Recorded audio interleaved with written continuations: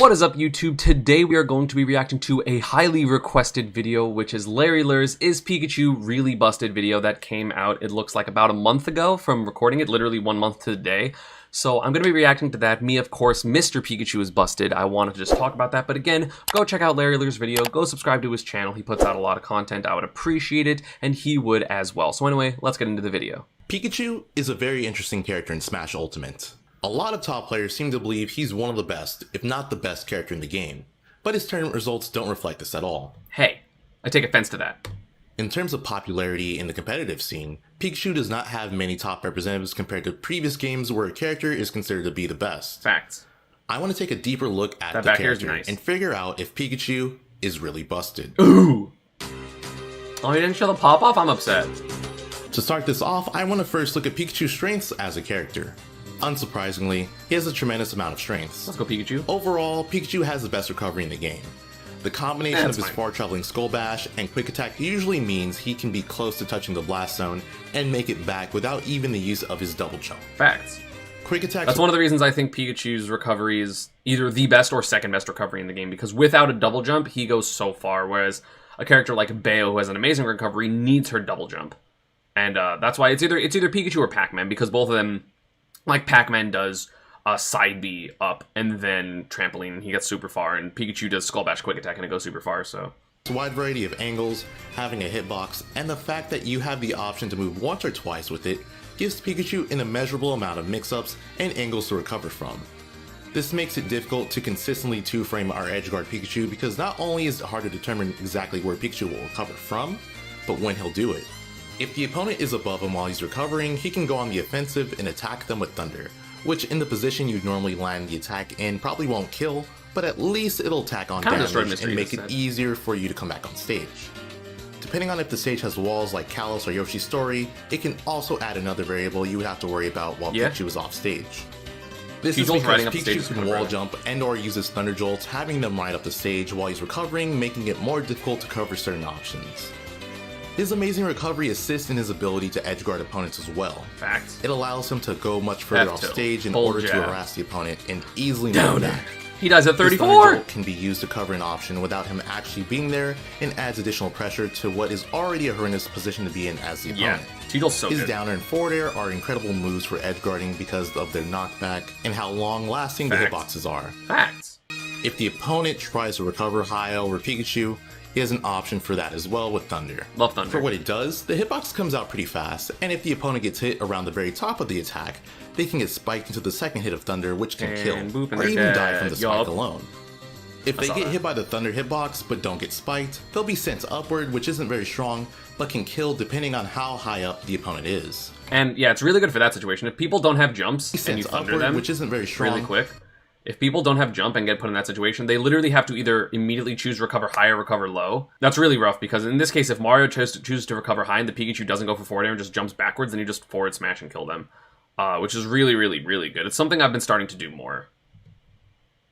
Spiked, they'll be sent upward, which isn't very strong, but can kill depending on how high up Mario could air dodge, but same thing. You can just cover that. Even if the opponent somehow manages to recover against Pikachu's incredible edgeguarding capabilities, they still need to worry about getting ledge trapped by him. His ledge trapping. Pikachu has many attacks with long-lasting hitboxes that also have low cooldown, allowing him to throw out attacks to cover multiple ledge options, while still having enough time to react to the opponent getting up if he misses. Dude, it's so hard to two-frame. If you're at a low percent and get grabbed by Pikachu, chances are you are going to take a lot of damage.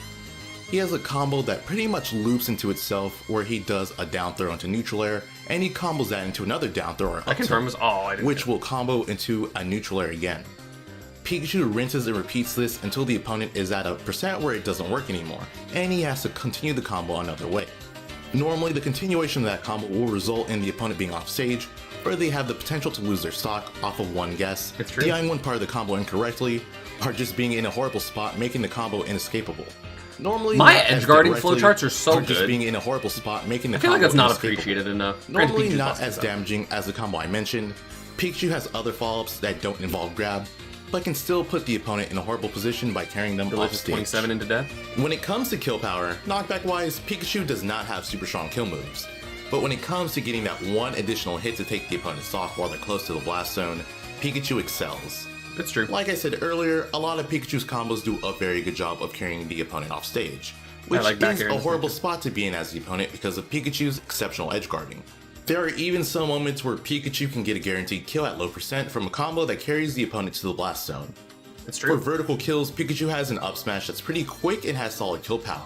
Frame 10. In moments where Pikachu lands an up smash, but it doesn't kill, he has the option to read the opponent and kill them with Thunder. It's true. At certain percents, depending on the opponent's DI, Pikachu can combo into Thunder with an up throw. I appreciate this little notation, because that's true. I mean, up throw and down throw with good DI never combo into Thunder, because up throw you can DI backwards, and it never combos, and then you can react to down throw typically, and DI out. Like, you can be holding in and then DI out after you see down throw start up. So, like, down throw Thunder is really not real, and people just get caught off guard. Or down throw.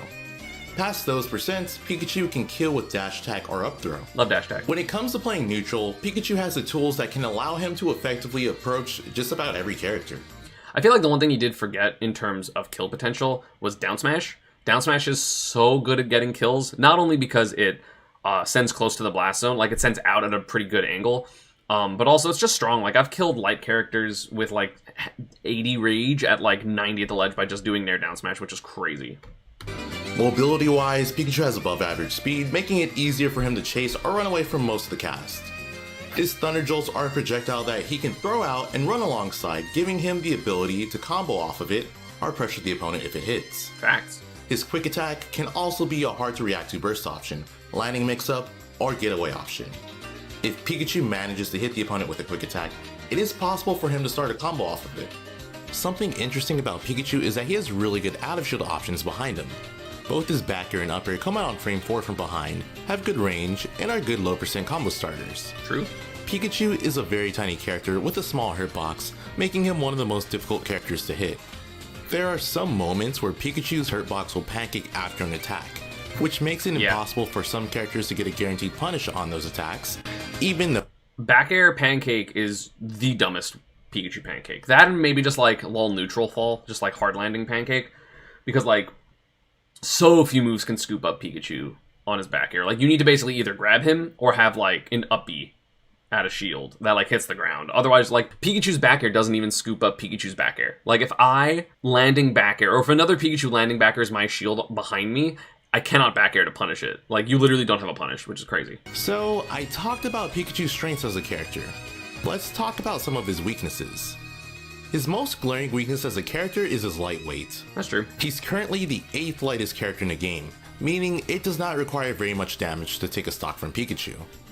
This can be even worse if Pikachu is unable to take the opponent's stock at a low percent, allowing them to gain rage and the ability to take his stock even sooner. He sauced me this game. Like I said before, Pikachu does not have super strong kill moves, so if the opponent manages to survive past percents where he can get a low percent kill combo and get through his edge guards, they have a high chance of getting to a high percent and gaining more rage. Well, that's true. I don't really think it's that big of a deal because, again, like, I consistently get, or I not consistently get kills, but I frequently get kills at 100, 110, 120. Of course, I get a bunch of edge guards, so sometimes I kill at 40.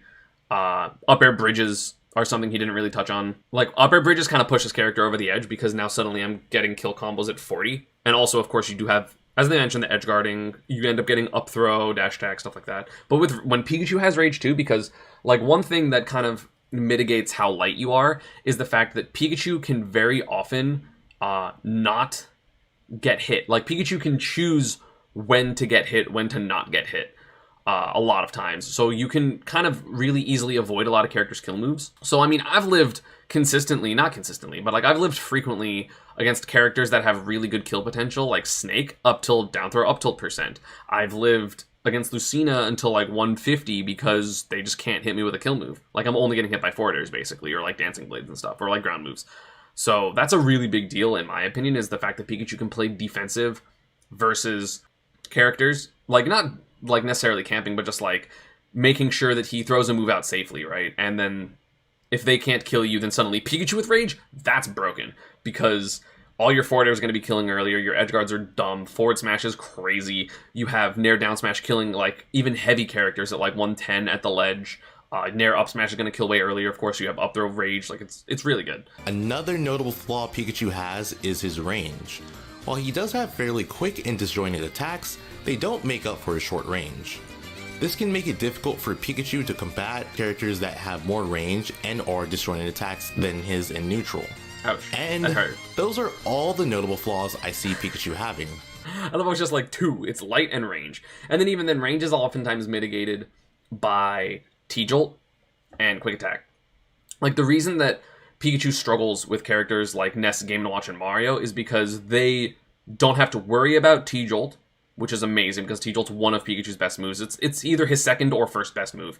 Either that or back air, right? And if you don't have T-Jolt, then yes, approaching can sometimes be difficult if you also have good out-of-shield options, which Game & Watch, of course, has up B, Ness has Nair, Mario has up B and up air and stuff like that. So those are why it's difficult because they already mitigate T-Jolt and Pikachu's kind of almost reliance on it, unless you're just going to play Campy the whole time, like passive. Like, that's really what makes those matchups more difficult. Looking at Pikachu's matchups, unsurprisingly, he seems to do incredibly well against most of the cast. He has a favorable matchup against the vast majority of the cast, and is the worst matchup for many top and high tier characters. It's true. There seems to be one matchup that Pikachu struggles in that both top representatives of that character agree with, and that is Game & Watch. Yeah. A short summary as to why is Pikachu loses the use of his Thunder Jolt and has to limit the use of Thunder because of Bucket. Plus, his short range and not having any move as safe as -2 on shield makes it extremely difficult for him to pressure Game & Watch's shield and not get punished. Game & Watch also has really good juggling tools with his big hitboxes and great kill power, allowing them to kill Pikachu incredibly early. Honestly, with all of the strengths and little flaws Pikachu has, it is very surprising you don't see him dominating the competitive scene. I agree. More people should play Pikachu. Zachary, pick up Pikachu. I'm waiting. You hate Palutena. Pikachu destroys Palutena. It's fine. Zachary, play the character. I think there are 2 reasons behind this. The first reason is that Pikachu is a more precise character than people give him credit for. A lot of combos and even kill confirms require strict timing, positioning, and good reactions compared to other top tier characters. That's true. This means, especially at low levels, Pikachu is not going to have very good results. Low level players are not going to have the precision needed to abuse a lot of Pikachu's strengths, like this part of the and video. that is going to make his flaws feel that much worse. Another reason is there are just a lot of good characters in Ultimate, and none of them are super overpowered in my opinion. There are so many characters you can choose from that are competitively viable, and it just so happens many top players decided not to play Pikachu.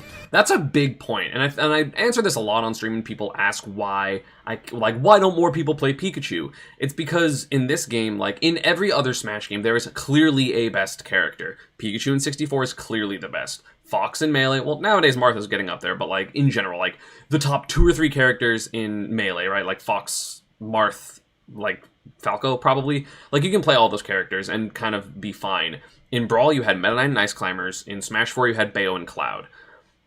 Where like you could just clearly be better than every other character, right? Like you just out character them. Whereas in Ultimate, even though I think Pikachu is the best character, Pikachu's not significantly better than the other top tiers. And in my opinion, top tier in this game is 15 to 20 characters. So it's a lot of viable characters. Even again, you see high tier characters do well in majors, like Young Link or something like that, right? Like, there's so many good characters in this game that you don't have to play the best character in order to give yourself really good chances because there are so many good characters in this game. I think another fortunate thing for Pikachu is he's very unlikely to get nerfed in my opinion. This is because he does not have crazy tournament results, and even online you don't really see the character dominating or even heavily used. So it's unlikely the devs will ever touch the character. I agree. At least for... I really don't think that Pikachu's going to be touched. Like, people literally every single patch are like, oh my god, ESAM, do you think Pikachu's going to get nerfed? And I'm like, no. And even if they do, it's going to be something minor. Like, they typically don't nerf characters that don't have, like, amazing results or, like, oh, this thing's, like, accidentally broken. Like, literally, as in, like, oh, it doesn't function the way it's supposed to. Like, Ganondorf's hurtbox shifting, like, would literally drop him out during moves. And they were like, oh, we should fix that. I mean, Pikachu has gotten 2 buffs in Ultimate's life. One giving him a bigger grab range, and another one making his forward air easier to connect into each other. So they're really not looking to nerf him. But who knows? The game is always changing from patch updates. So even though I and a lot of people believe Pikachu is the best in the game now, it's hard to tell if he actually is, and if so, how long that will last. Especially with new characters being added. And that is it for this video. Let me know in the comments what your opinion on Pikachu is. Do it. If you enjoyed the video, Mine please too. give it a like. Same. And if you want to support this channel even more, please subscribe and ring the bell if you haven't already. Same for me. It really does help a lot. It does. It helps. Thanks for watching, and I will see you next time. I mean, that was a super good video.